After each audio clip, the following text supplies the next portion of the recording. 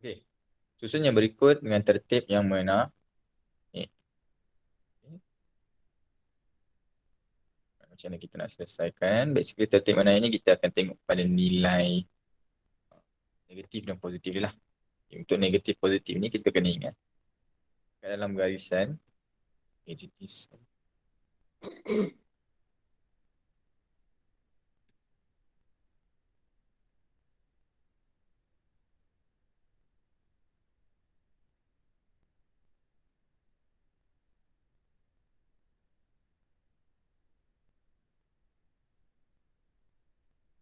Okay.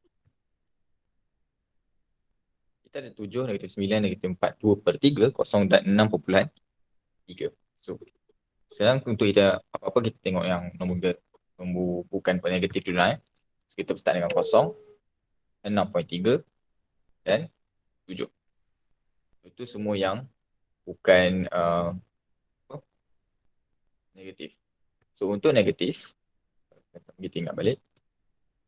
Lagi besar nombor dia, nilai dia akan jadi lebih rendah. 2/3 ni.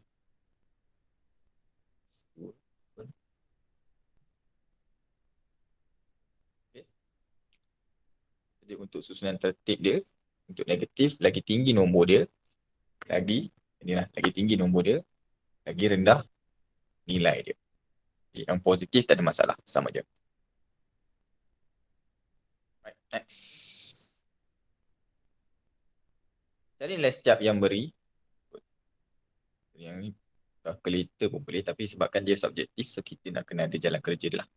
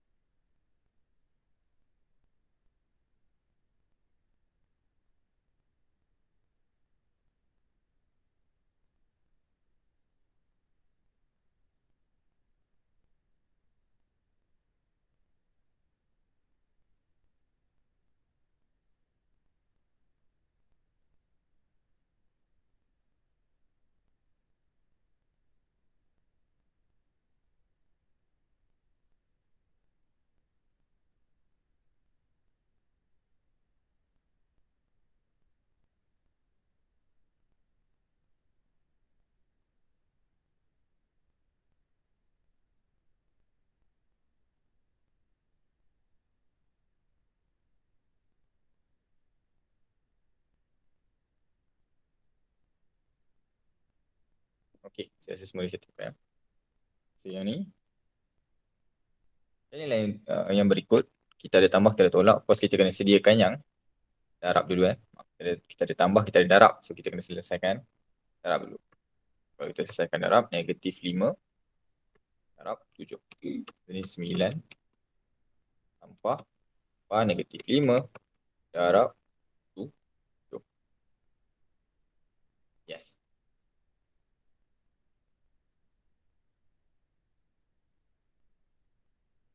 Okay. So, sekali kita sediakan darab dia. So 9 kita boleh turunkan sahaja. Negatif 5, 7, 35. So negatif 35. Okay.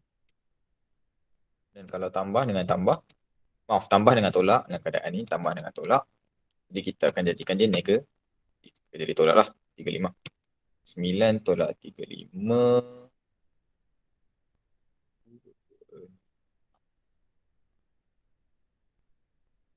Yes, 26. Negatif 26.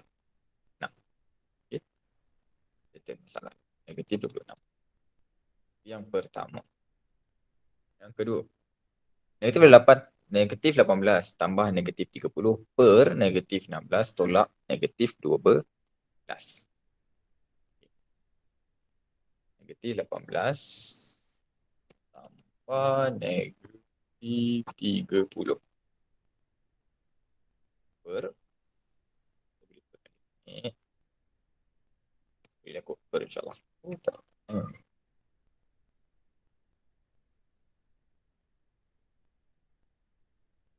Okay. Bawah dia lah negatif 16 tolak negatif berapa? Negatif 16 negatif 12. Yes, 12. Okay. Dari situ macam mana kita selesaikan? Pertama sekali kita selesaikan yang atas dengan atas, bawah dengan bawah.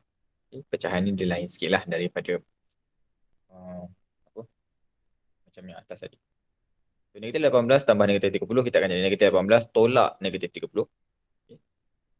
18 tolak 30, tolak 30 lah. 30 kita akan dapat jawapan dia.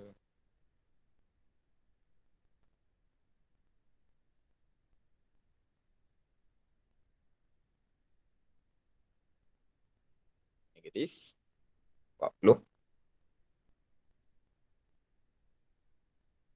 Oh, dia negatif 16 tambah 11 bersama dengan negatif 4. So, disebabkan dua-dua atas bawah ni negatif, kita akan hilangkan negatif dia. 48 bahagi 4 akan dapat 12. So, negatif, sebab atas bawah negatif, hilang. 48 bahagi 4 kita akan dapat 12. So, jawapan dia ialah 12.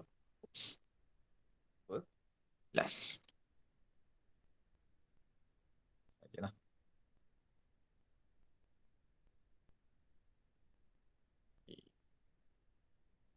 So, semua tu yang tu tak ada masalah kot, insyaAllah.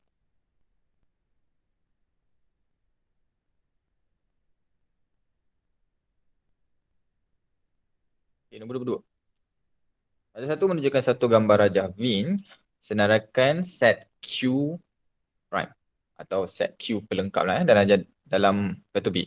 Dalam jadual satu pada ruang di bawah tandakan right bagi penyata yang benar dan pangkah pada penyata yang salah. Kita tahu yang benar salah tu nanti. Kita cari dulu yang set Q prime.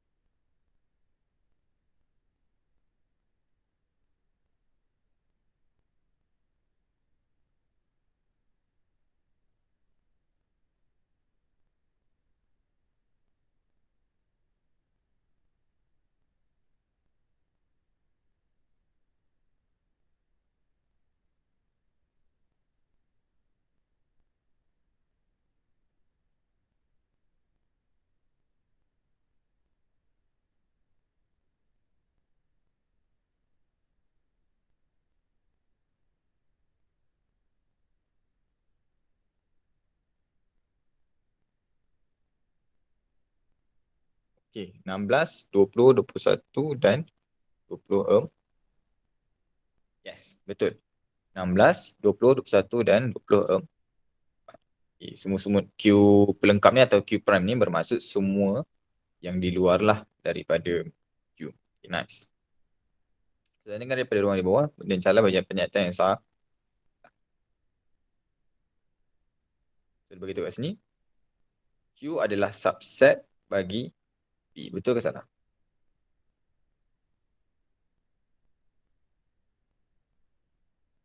Betul. Yes. Betul. Lepas tu bagi tahu kita 20 ialah prime bagi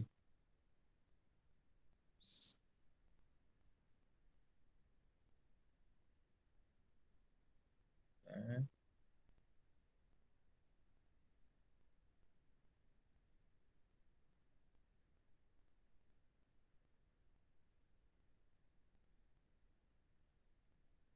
20 ialah universal untuk Q. 20 adalah dalam Q, betul ke?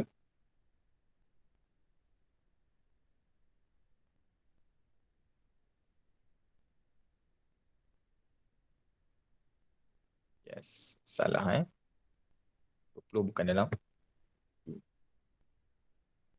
Q mempunyai 8 subset.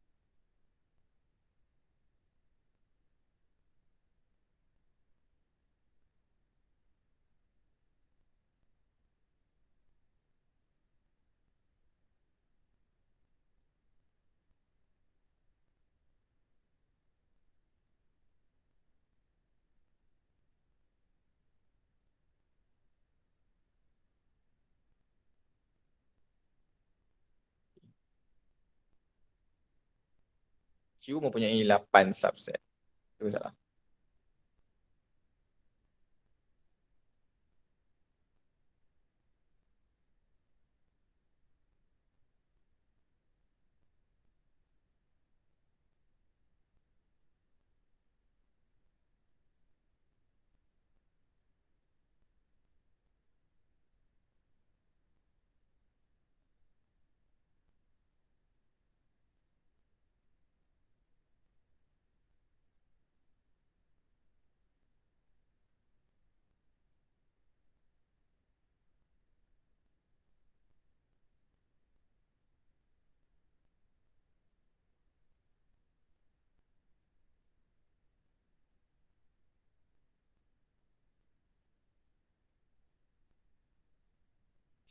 Okey. Jawapan dia, adakah Q mempunyai 8 subset? Betul Dia ada 8 subset. Macam mana kita nak tahu dia ada 8 subset ke tak? So Q, set asal yang kita cakap ia ada 17. Ada 19 dan 23. 19 dan 23. So itu set, salah satu set dia lah. Keseluruhan semua. So subset ni, dia mewakili pertamanya ialah yang kosong. Yang memang tak ada apa-apa. Yang kedua ialah 17 sahaja. Itu pun subset dia juga. Ataupun 19 sahaja. Itu pun subset juga. Ataupun 23 sahaja pun subset juga. So kat situ saja dah 4 subset. Mana lagi datang 4? Satu lagi 4 ialah 17 dan 19. 17 dan 23. 19 dan 23. Dan set yang atas ni tadi. Itu pun sebahagian daripada subset dia lah. Ialah 17, 19 dan 23. Okay. So, kesemua ni adalah subset untuk Q. Okay. Kemudian mungkin macam, sekejap. Kalau kita ada 17, 19, adakah 19 dan 17 tu subset dia juga? Ini just extra lah. Yang tu masih lagi subset dia. Cuma susunan ni tak memainkan peranan. Awak nak cakap 19, 17 ke ataupun 17, 19 sama sahaja. Jadi 19, 17 dan 19, 17 tu sama. Dengan ini kita ada cuma 8 saja. 1, 2, 3, 4, 5, 6, 7, 8 subset. Walaupun kita cuma ada 3 je nilai dia. Tapi subset dia ada 8. Okay. Seterusnya. Kita tengok kepada nombor 23 A. Darjah 21 menunjukkan satu hexagon. KLM NPQ. JKQ ialah satu garis lurus. Cari nilai X.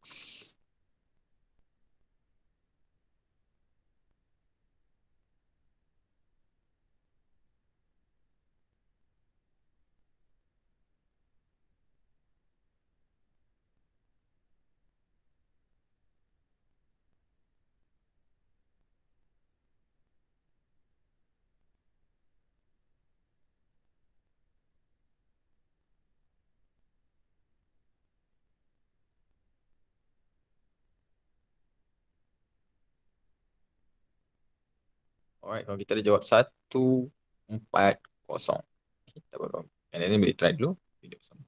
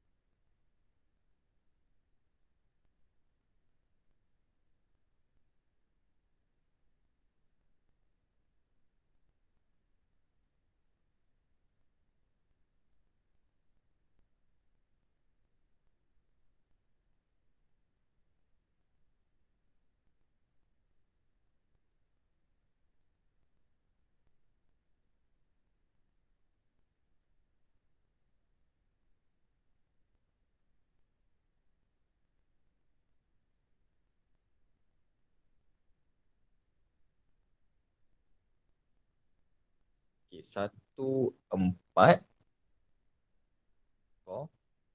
kosong. Okay, teman sekali kita tengok balik lah. Okay. Tengok ni apa sebenarnya. Ini semua nilai dalam hexagon. Okay. Teman sekali kalau kita ingat, dalam hexagon nilai dia adalah 720. Itu nilai dalam dia lah. So dari situ, kita boleh terus cari dalam semuanya. So yang ni 140, ini satu bulatan, so 360. Sini 50, 85, 110. Ini garis lurus. So dekat sini mesti.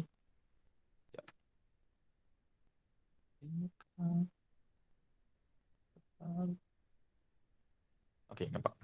Jadi dekat sini, mesti 180 keseluruhan lah. Tolak dengan 10, kita akan dapat nilai kecil dalam ni.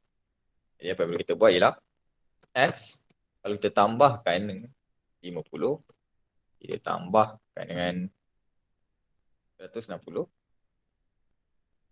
itulah 145, tambahkan dengan 85, tambahkan dengan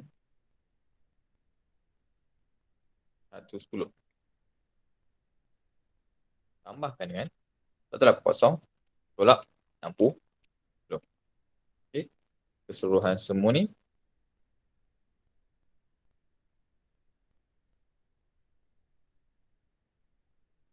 tambah mestilah nilai dia 720.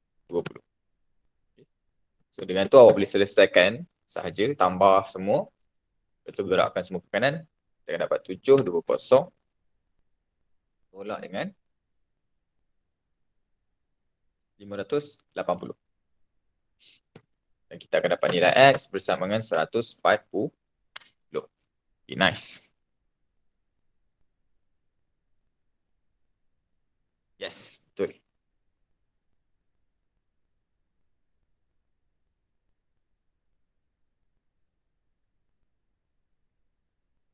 Okay.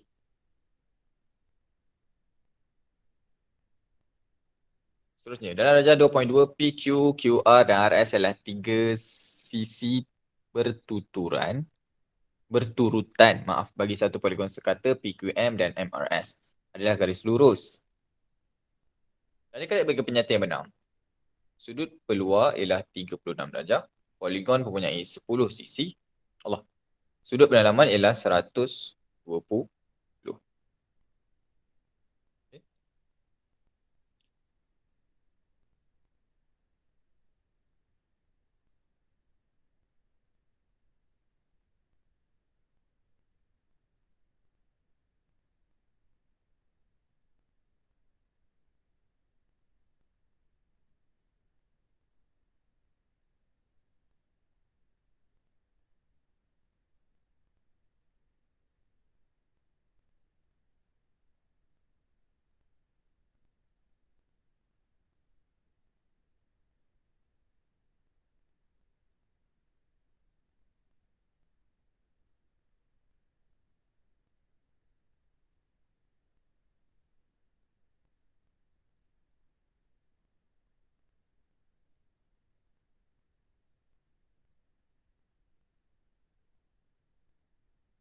Ai, salah cikgu.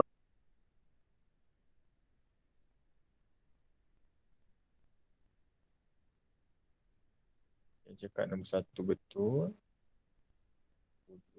Nombor 1. Sudut peluaran dia adalah 36. Nombor 1 jawapan dia ialah betul. Okey. Nombor 1 jawapan dia adalah betul. Nombor 2. Poligon ni mempunyai 10 sisi. Betul ke? Lepas tu dia tanya pendalaman dia 100.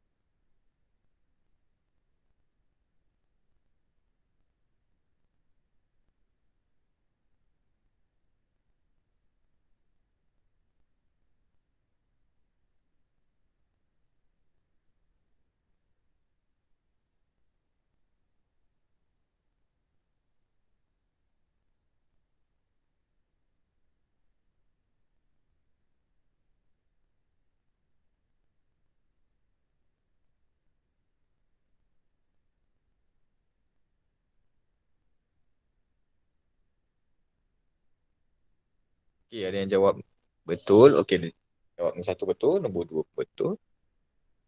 Okey. Betul Nombor 1 betul. Iaitu luaran dia lah 36. Dan poligon ni mempunyai 10 sisi lah. So betul. Dan dia tulis ni sudut pendalam dia lah 120. Kalau kita kira balik betul-betul, sudut dalaman dia ialah 140 Okay. Pada mana yang mungkin tak sure, macam mana kita boleh dapat jawapan dia.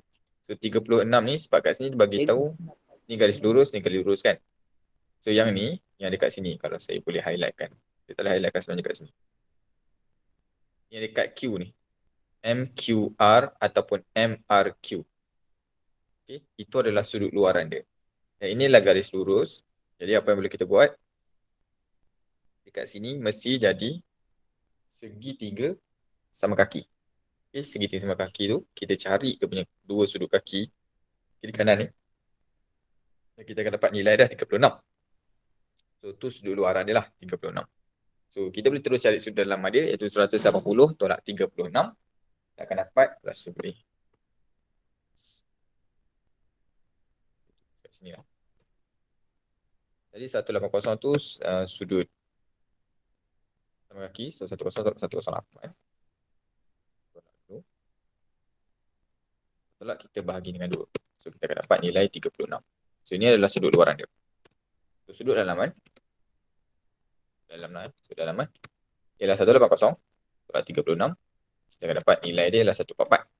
So, yang 120 tu memang salah. Lepas tu kita boleh cari, dia cakap sudut 10.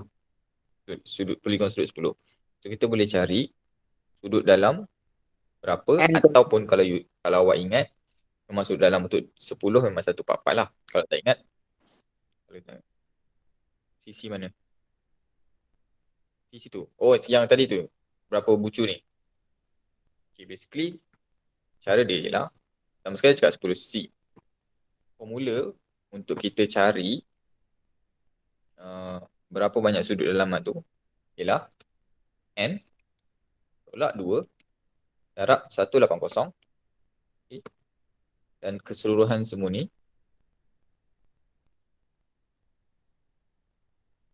kita perlu bahagikan dengan N. Okay. N tu apa? N tu adalah berapa nilai sisi dia. Berapa nilai bucu dia. Ini kita nak cari sudut dalam. Jadi, katakan macam tadi, kita tahu sudut dalam ialah 1/4. Katakan kita nak tahu, dia cakap sudut 10 ke? Jadi kita buat 10. 10 tolak 2 darab 180. Atau bagikan dengan 10. Dan awak akan dapat nilai dia 1/4. So, bila dua ni sama, sudut dalam yang dekat dalam poligon adalah 1/4. Dan kita cari sudut 10 pun 1/4. Maksudnya betul lah. Confirm ianya adalah poligon sudut 10.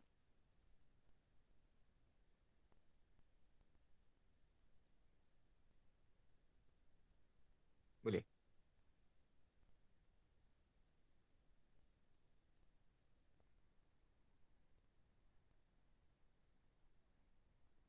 Boleh insyaAllah Okay.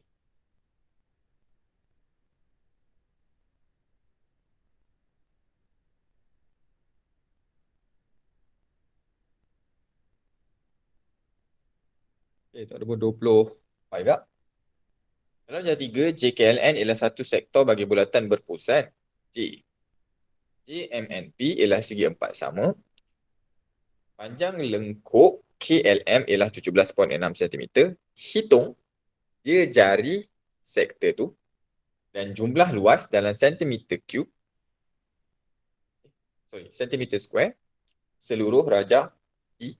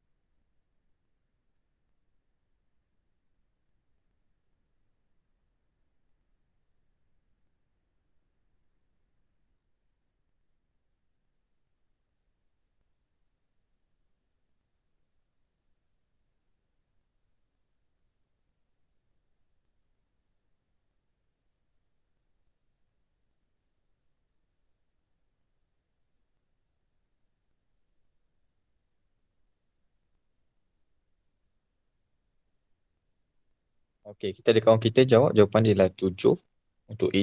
Iaitu jari dia 7 dan 110 untuk dia punya luas persegi dia. Okey. Tak apa. Lain boleh cuba dulu nanti kita jawab sama.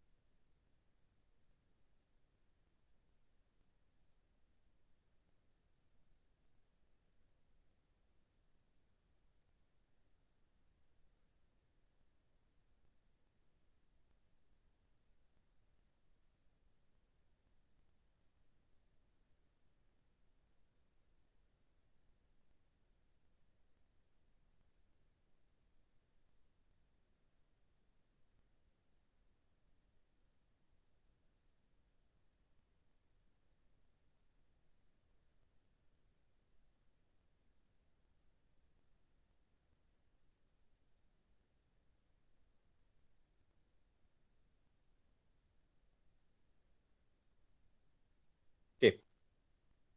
Jom kita check dulu untuk soalan nombor 24. Okay, dia beritahu kita sudut kat sini adalah 144. Dan dia beritahu kita KLM, dia punya lengkung dia, KLM ialah 17.6. So kita cari, dia cari. So, apa formula untuk lengkung? Formula dia adalah 2 pi G. Okay. Ini adalah lengkung. Jadi sekarang kita tahu lengkung dia ialah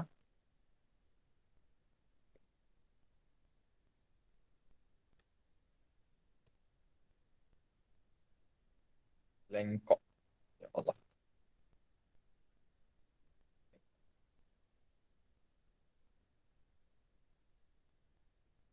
Lengkok dia ialah 17.6. Dan dia punya formula ialah 2 pi G. So, pi 2 darab pi iaitu 22/7 darab J mestilah 17.6. Tapi yang ni, dia bukan bulatan penuh kan? Dia ada bulatan 144. So, di belakang ni, kita kena darab jugalah.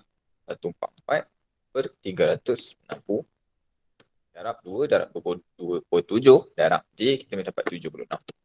Lepas itu, kita boleh cari J dan kita akan dapat jawapan J, yes. Iaitu, betul lah. Iaitu 7.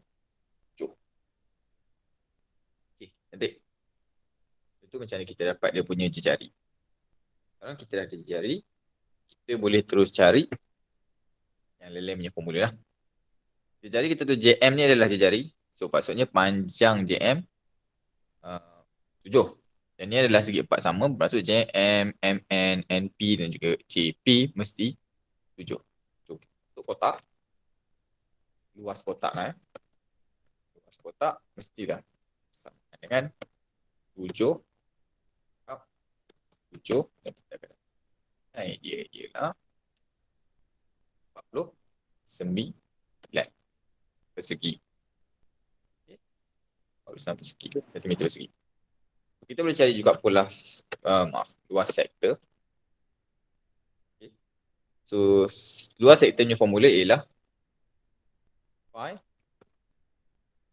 J kuasa 2.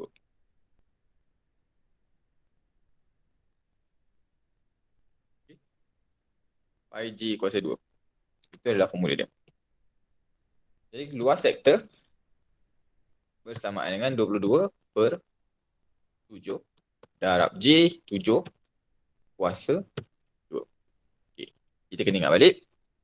Dia hanya dalam 144 punya sudut sahaja. Jadi kita pun samalah. 144/360 darab pi darab J kuasa 2. Boleh tekan kalkulator dan awak akan dapat nilai dia ialah 61.6%.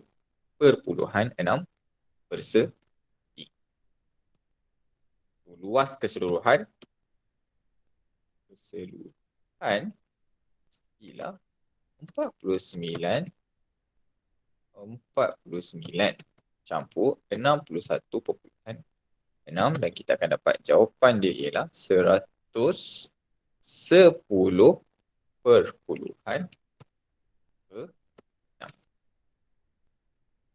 Okay, nice. Betul lah. 110.6.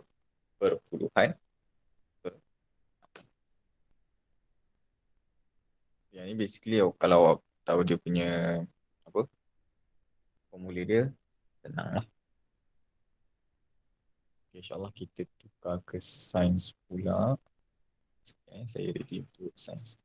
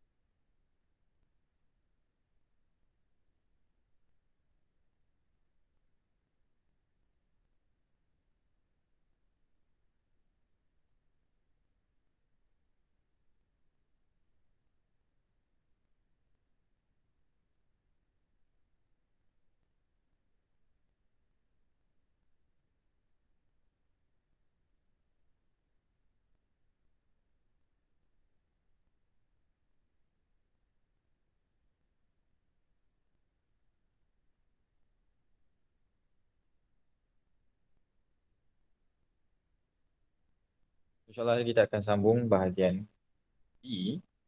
Sains, kita mula dulu dengan soalan yang pertama, iaitu padankan organisma berikut dengan jenis organisma yang betul. So, organisma yang pertama ialah organisma yang diberilah mukor, ameba, paramecium dan juga spirogi. Adakah ianya jenis uniselular, unisel ataupun multi sel? Sel mana yang multi sel?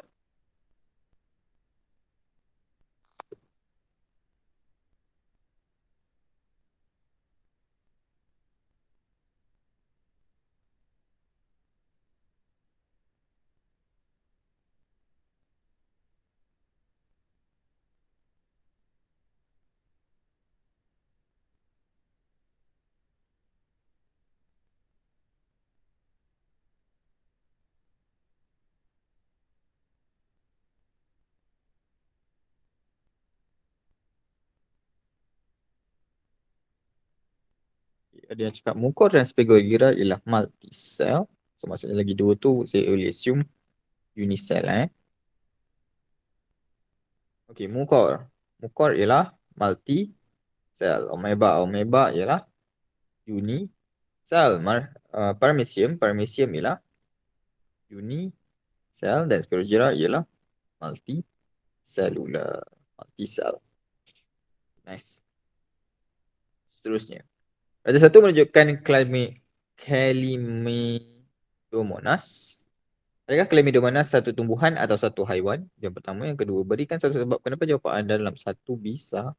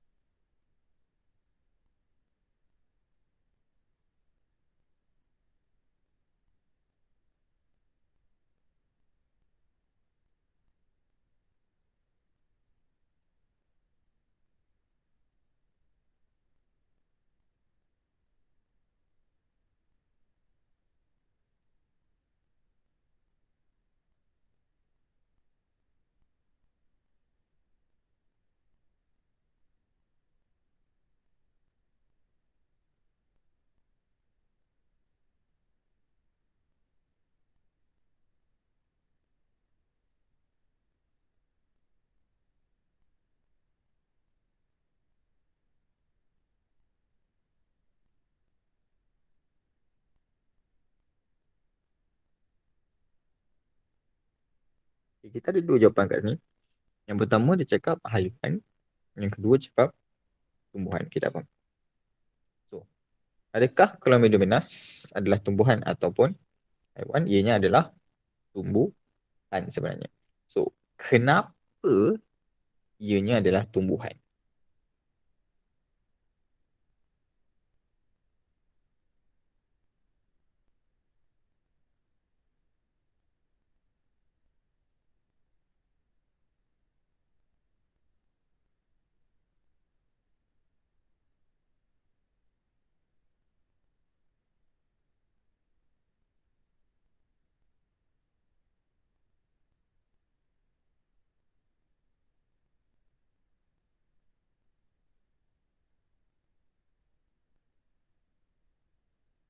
Dia bawa makanan sendiri. Okey, boleh sebut makanan sendiri. Macam mana dia buat makanan sendiri?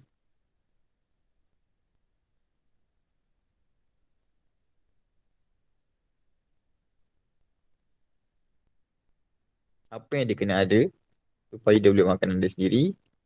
Ialah klorofil. Okay. Sebab Chlamydomonas dia mempunyai klorofil dan ianya adalah sejenis algae lah. So, kita lebih dikategorikan dia sebagai tumbuhan. Seterusnya. Tandaikan right pada pernyataan yang betul mengenai kepentingan gas-gas. Okay. Karbon dioksida menggunakan dalam alat pemadam api, nitrogen digunakan untuk menghasilkan asid nitrik dan amonia. Oksigen digunakan oleh tumbuhan dalam proses fotosintesis dan gas helium digunakan dalam lampu iklan. Mana betul?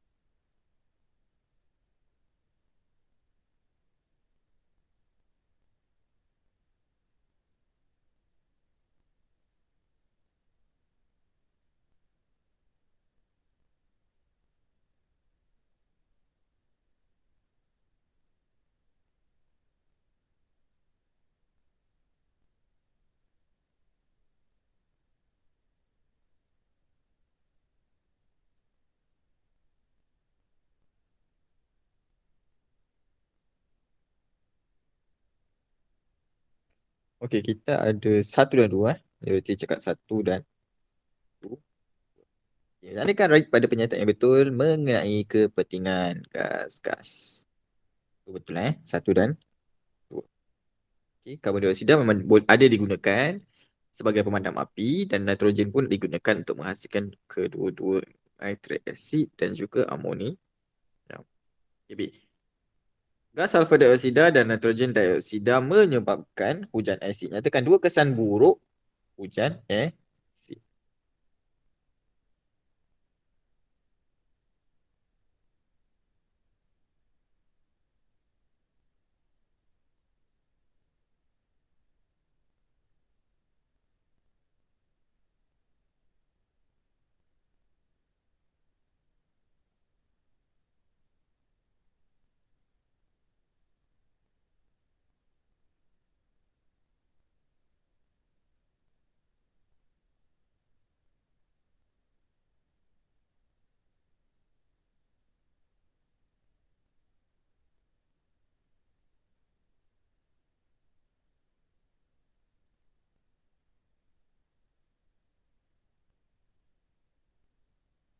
Mencemarkan alam sekitar dan menjejaskan kesihatan.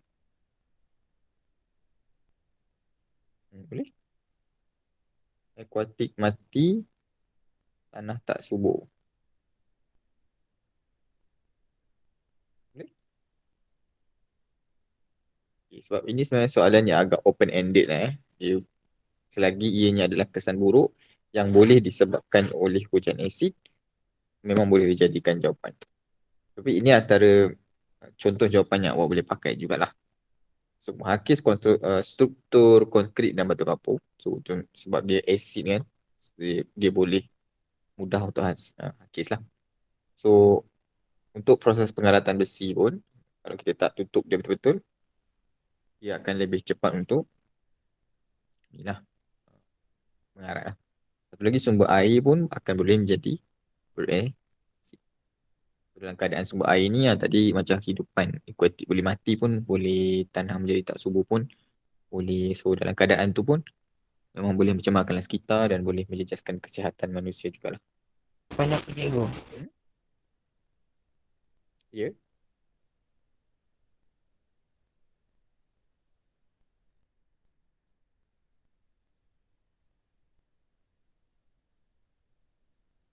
Untuk kesan ni kebiasaannya dia punya jawapan dia ikut kepada uh, keadaan dia.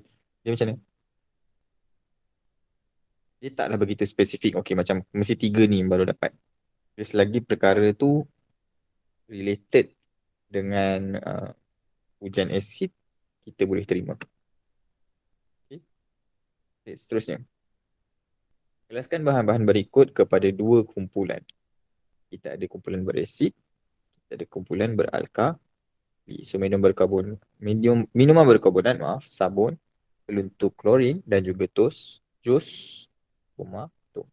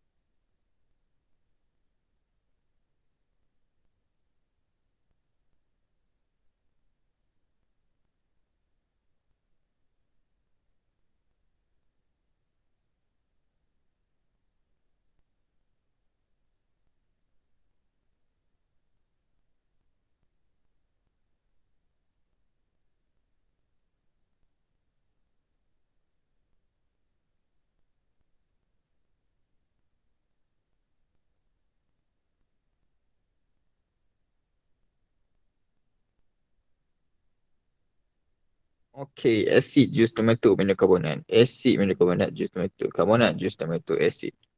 Lagi dua tu kal-kal lain lah ya. Jawapan dia ialah yes, betul. Minuman berkarbonat dan juga jus. Minuman berkarbonat dan juga jus tomato ialah asid. Tidak alkali ialah sabun dan peluntur klorin. Seterusnya. Badan Tanesh telah disengat lebah semasa sedang berkelah di pantai. Bahagian badannya menjadi merah dan bengkak. Kesakitannya bertambah apabila kawannya menyapu jus oren pada bahagian bengkak tu. Kenapa kesakitan bertambah? Cadangkan satu cara untuk kurangkan kesakitan.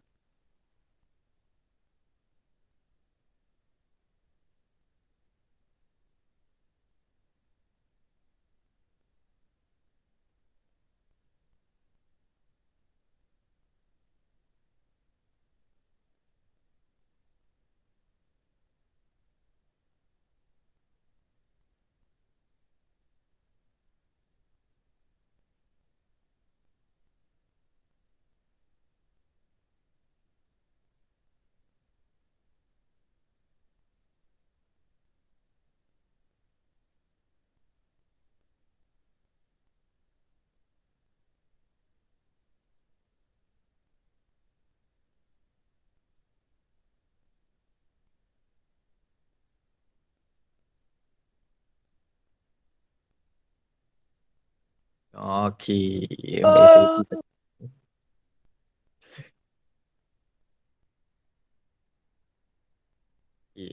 kenapa tu majoriti akan cakap sebab ianya adalah acid. Okay, betul sengatan lebah adalah acid dan juga uric acid. So dengan tu bila kita tambah acid dengan acid, dia makin acid, tu yang dia makin sakit. So lepas tu so kat sini sebut-sebut untuk kita hilangkan rasa sakit tu, kita letak satu benda yang sifat dia alkali, macam sabun ke, atau ada contoh-contoh lain terbuk karbonat pun boleh, atau ubat gigi pun. So,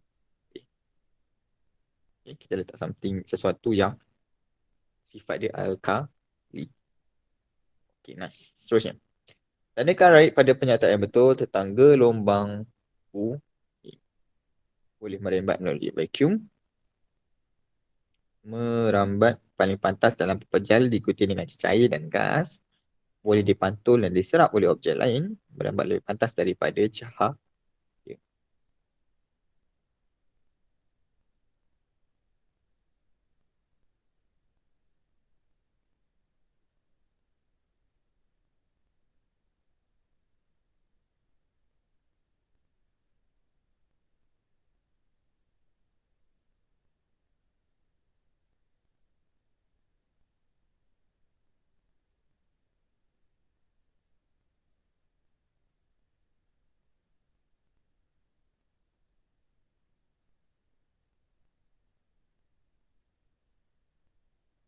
Ini tajuk pasal apa ni, cikgu? Apa?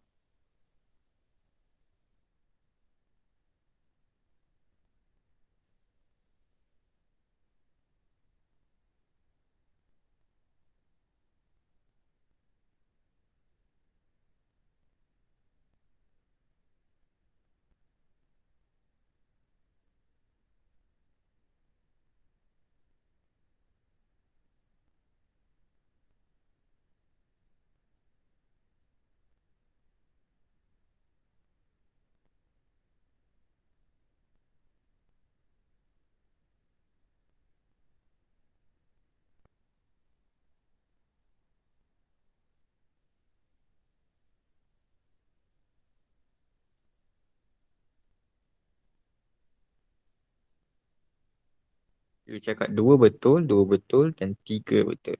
Dua dan tiga betul. Tadi saya rasa tanya bab berapa? Tingkatan 2 bab 10. Bunyi.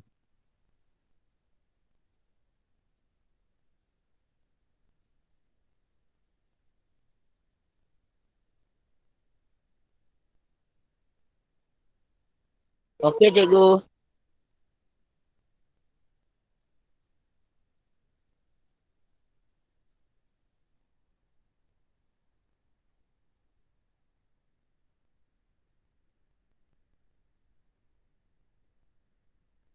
Okay, so dua, tiga, betul. Pandai lah. Betul Dua dan tiga. Okay, bunyi tidak boleh merambat melalui vacuum dan juga cahaya lebih laju daripada bunyi. Okay, seterusnya. Bahagian 4 menunjukkan sebuah gitar. Tali itu dipetik pada P Sekejap, dengan cikgu. bunyi dihasilkan. Pada titik manakah tali itu patut ditekan untuk menghasilkan bunyi kelansingan yang paling tinggi? Saya Ikuti. T.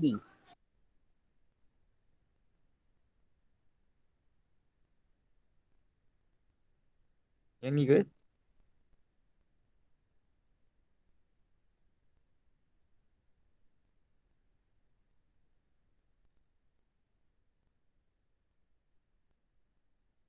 Hmm.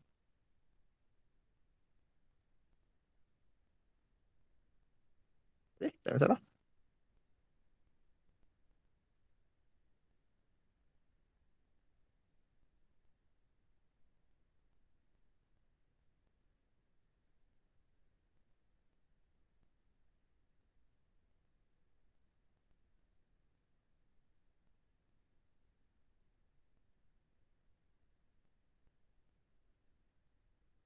Terima kasih cikgu.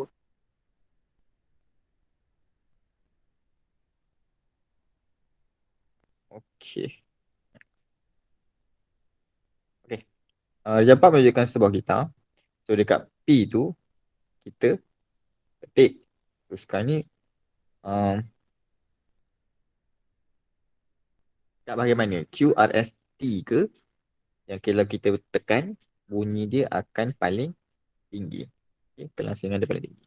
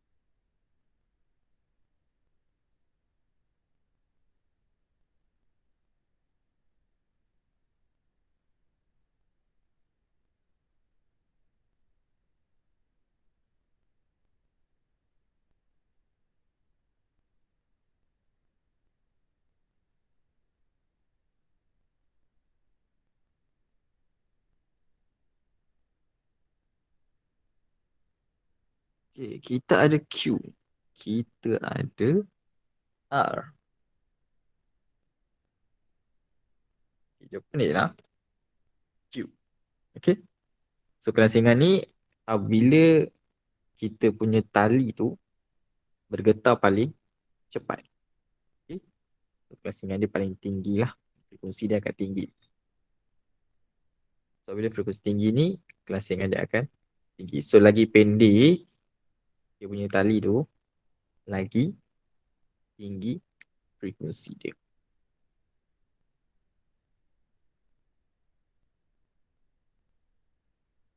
So pitch dia akan tinggi juga lah. Seterusnya. Pada ahli astronomi berikut dengan kembangan model sistem suria.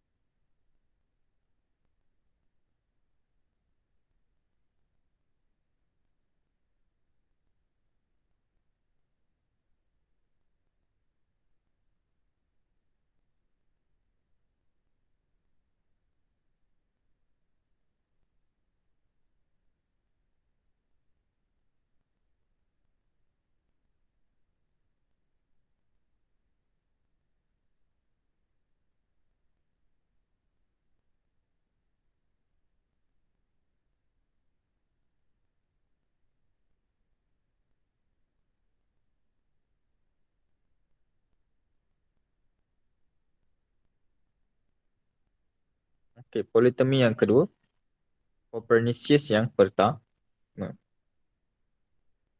Politeumi adalah yang kedua, yes, modul sentrik dalam keadaan bumi sistem suria dan semua objek mengorbit mengelilingi bumi. Copernicus pula cakap modul heliosentrik yang keadaan matahari ada kat pusat sistem suria.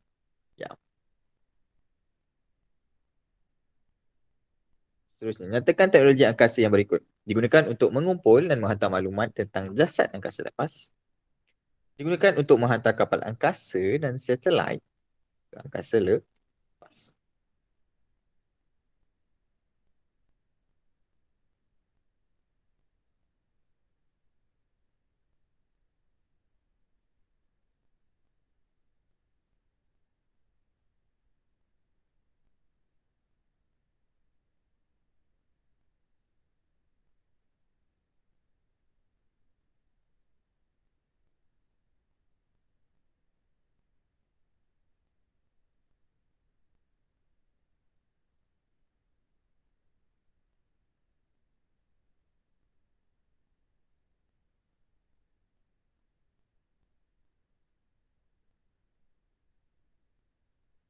Cikgu, saya jawapan untuk yang pasal apa ni?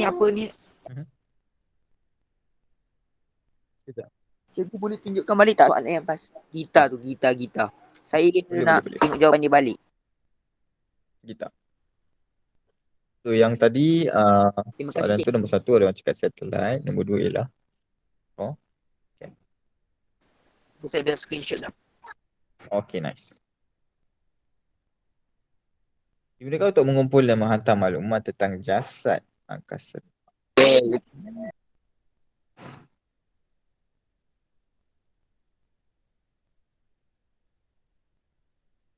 Okay. Benda yang kita pakai, biasanya kita akan gelar dia sebagai probe angkasa. Space probe. Puak angkasa. Probe angkasa. Probe angkasa ni dia macam yang kita hantar. Probe tu apa maksudnya, cikgu? Probe tu Bentuk maksud dia ada dia, tak macam ni? dia macam robot lah. Istilah dia lebih kepada kita panggil robot lah. Kat situ kebiasaannya ada apa? Ada ada bahan-bahan untuk uji kaji, sama ada kita nak tengok suhu dia, sama ada kita nak tengok kamera di dalam tu. Probe semua macam tu lah. Okay. Dan benda yang kita nak hantar probe ni naik atau satellite. Tapi satellite kebiasaannya lebih kepada komunikasi. Oh, macam tu ya, cikgu. Okay. So yang kita hantar tu, mesin tu kita panggil rocket. So NASA ke SpaceX ke, semua pakai roket lah nak hantar. Next. Kita terus masuk bahagian C.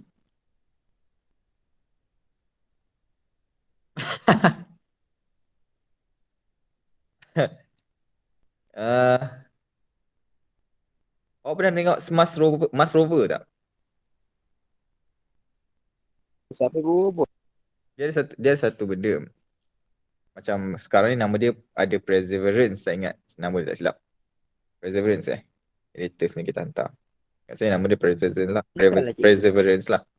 Dia ni satu macam robot. Saya Google lah, cikgu. Robotnya ada 6 biji tayar.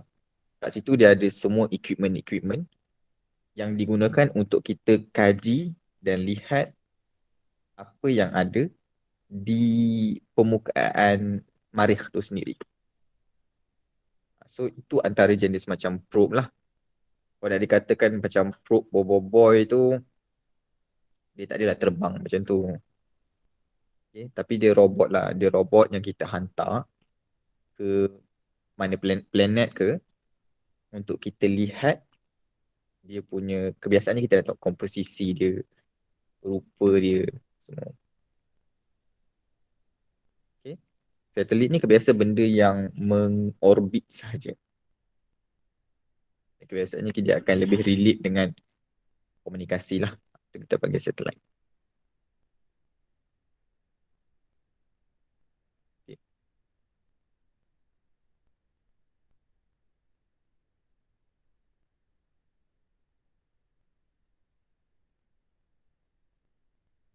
Okay. So tak apa, kita tengok soalan nombor 1A pula. Terangkan setiap yang berikut mengenai gerak balas badan kita terhadap perubahan suhu apabila keadaan di persekitaran sangat sejuk. 1. Salur darah mengecut. Nombor 2. Bulu roma menegak. Nombor 3. Kurang berpeluh. Dan nombor 4. Badan mula menggigil.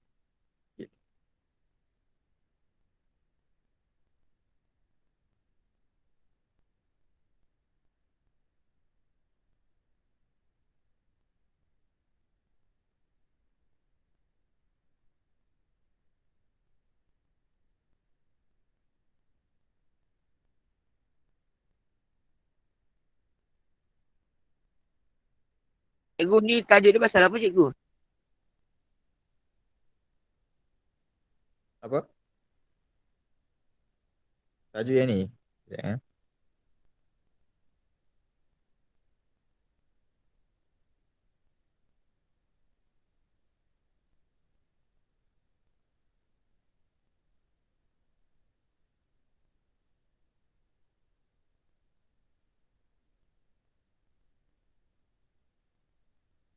Ini soalan dia minta apa cikgu tanya? Saya agak confused.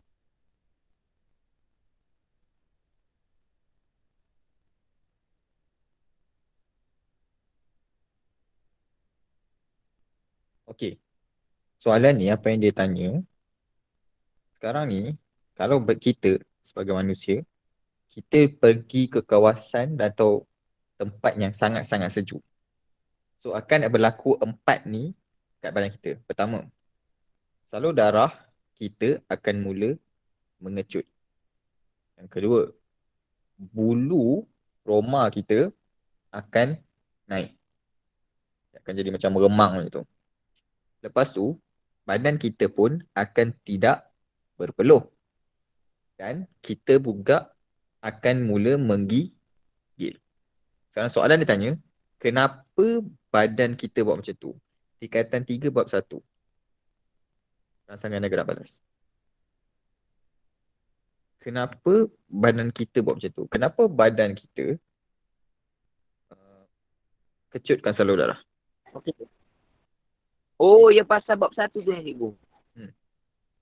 Kenapa badan kita Dah, kecutkan tak salur darah? Okay. Disebabkan saya tak tahu. Buku dah hantar. okay. Sebab kurang haba keluar ke permukaan kerana kurang darah mengalir ke permukaan. Kulit sebenarnya tu. Salah kita. Kulit sebenarnya tu. Ke permukaan kulit. Kulit. Okay, basically maksud dia darah kita banyak pegang haba. Jadi apabila dia kecutkan kita punya salur darah, kita punya salur darah akan makin jauh daripada kulit. Itu yang kita perasan kalau awak tengok kat tapak tangan awak, berendam lama sangat, badan awak akan mula sejuk, kulit kat tapak tangan awak akan mula jadi putih. Okay, itu sebab awak punya salur darah awak mengecut. Supaya dia boleh simpan haba dalam badan. Kedua, kenapa sebenarnya bulu roma mula menegak? Disebabkan apabila bulu roma kita menegak, dia akan ada lapisan udara yang akan duduk di antara kulit kita dengan bulu roma tu. So dia akan jadi macam apa orang cakap?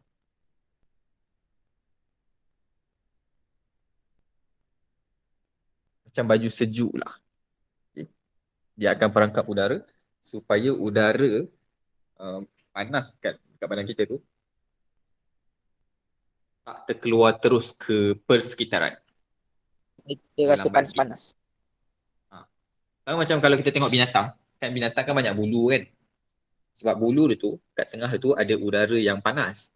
So, dia terperangkap haba tu kat situ. Cuma kita taklah macam binatang yang bulu dia tebal. Tapi, badan kita, sebab masih ada bulu tu, badan kita masih menggunakan konsep yang sama supaya dia boleh tahan haba tu. Yang ketiga, kenapa kita kurang berpeluh untuk menangkap haba? Betul, nice. Kenapa kita kurang berpeluh? Untuk mengurangkan kehilangan haba melalui air kencing.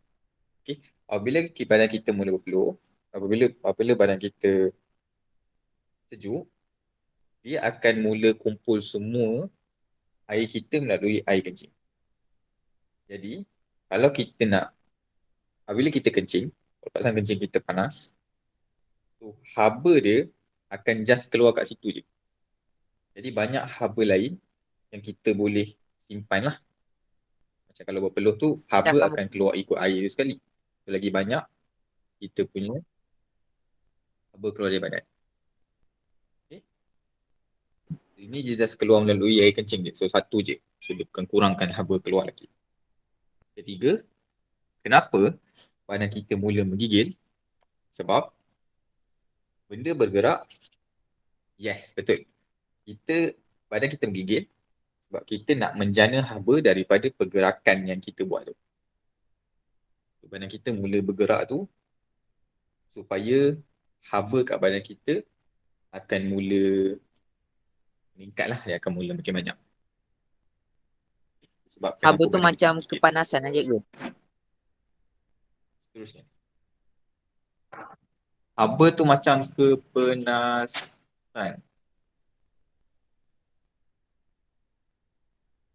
Dia bukan kepanasan.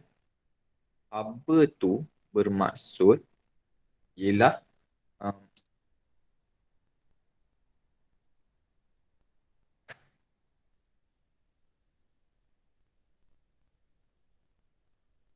dia tenaga sebenarnya. Haba ni sebenarnya satu bentuk tenaga. Sebenarnya cakap macam tu.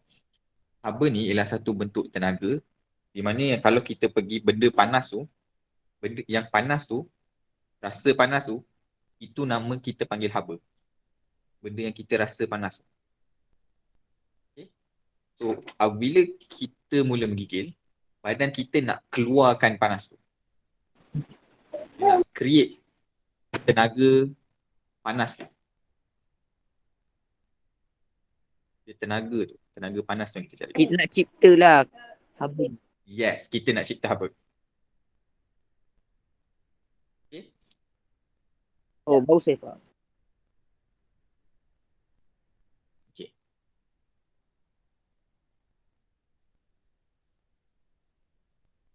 Okay, B.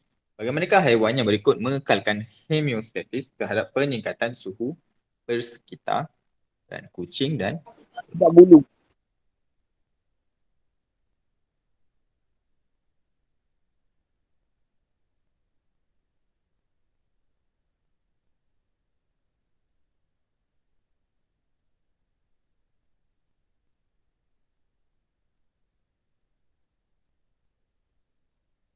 Kerbau pula dia berendam kat dalam lumpur. Kalau salah,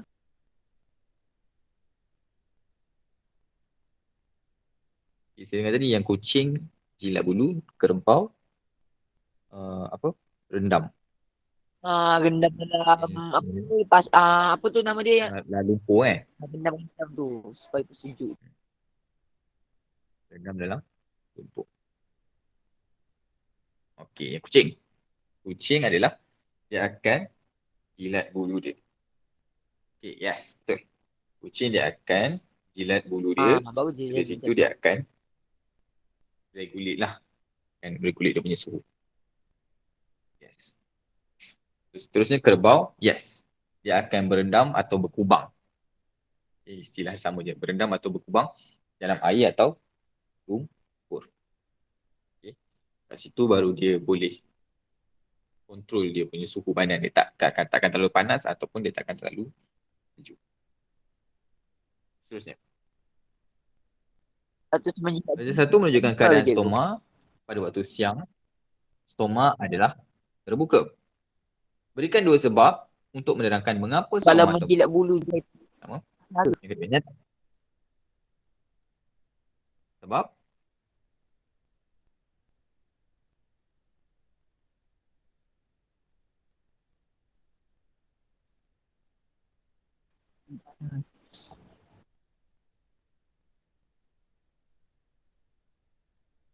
Suhu panas.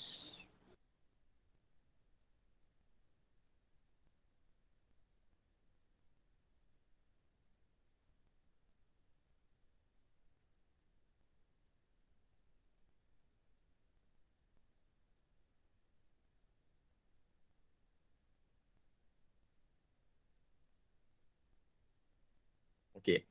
Dia cakap suhu panas. Dan juga dia cakap membenarkan pertukaran gas, karbon dioksida dan oksigen. Okay. Melakukan osmosis. Istilah dia bukan osmosis. Okay. Apa dua sebab yang kenapa stoma kita terbuka? Pertama ialah untuk kita buat penukaran gas. Betul lah. Dia nak melakukan respirasi dan juga fotosintesis. Jadi dia ada buat penukaran gas. Itu sebab stoma dia terbuka. Yang kedua, sebabkan cuaca panas. Betul juga. Boleh sebut macam tu. Ataupun kita boleh juga sebut untuk keluarkan wap air kepada permukaan daun tu, di mana situ dia akan menyejukkan daun. Pada masa sama, bila air ditukar begitu, dia boleh serap air daripada akar dan boleh tarik pergi ke daun untuk melakukan fotosintesis juga. Itu sebab kenapa stoma dia terbuka pada waktu siang dan tertutup pada waktu malam. Okay. Yang kedua, nyatakan bagaimana setiap faktor yang berikut mempengaruhi kadar transpirasi. Istilah dia buka osmosis tadi, istilah paling baik dia ialah transpirasi dalam keadaan stoma ni. Kelembapan udara. Kedua ialah keamatan cahaya. Dari segi transpirasi dia, apa akan jadi kalau kelembapan udara tu sama ada terlalu lembap ataupun kurang lembap. Dan juga keamatan cahaya, kalau banyak sangat cahaya ataupun kurang cahaya.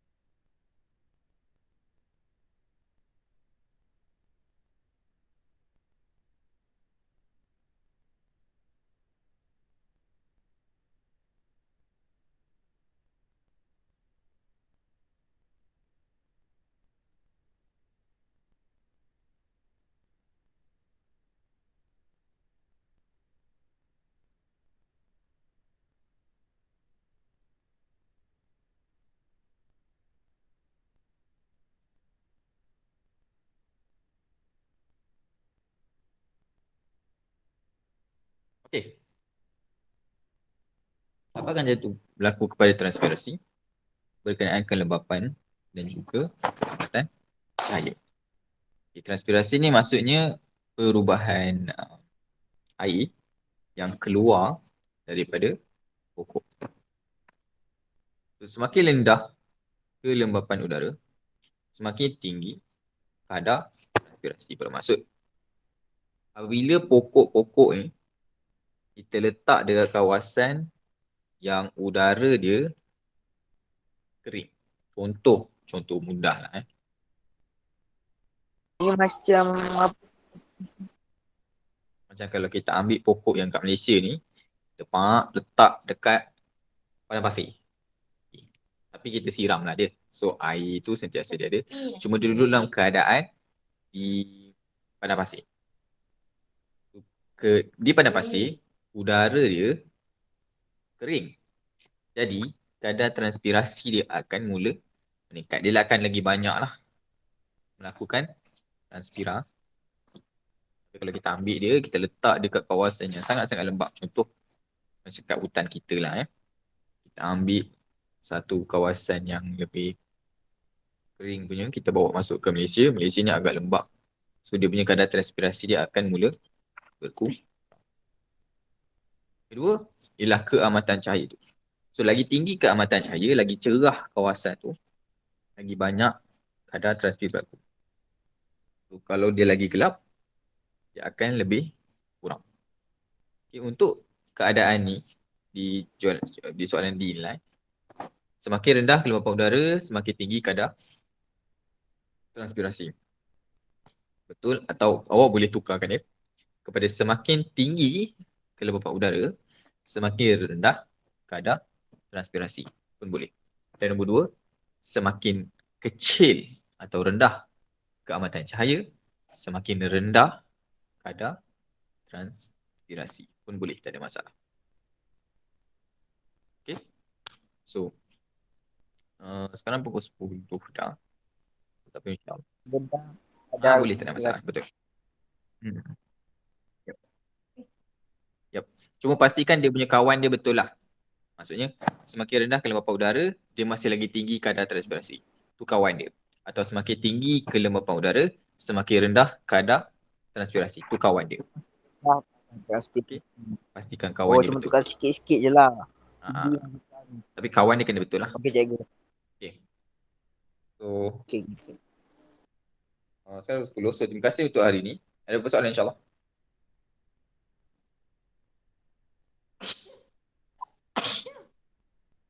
Tak ada kot.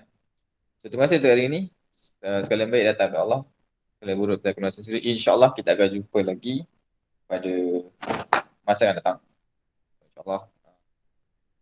SPM pun dengan cerita kita akan mula. Exactly bila kita pasti. Okay. So, kalau ada rezeki, insyaAllah kita akan jumpa balik. Sama ada time SPM atau kita akan jumpa untuk form 4 ke. InsyaAllah. Okay. So, terima kasih lagi sekali. Assalamualaikum. Selamat maju jaya. Dan selamat kembali ke sekolah lah kot. Nanti. You guys balik ujung bulan 3 kan? Selamat kembali ke sekolah insyaAllah. Okay. Assalamualaikum. Malam. 21 hari bulan 3 masuk sekolah cikgu.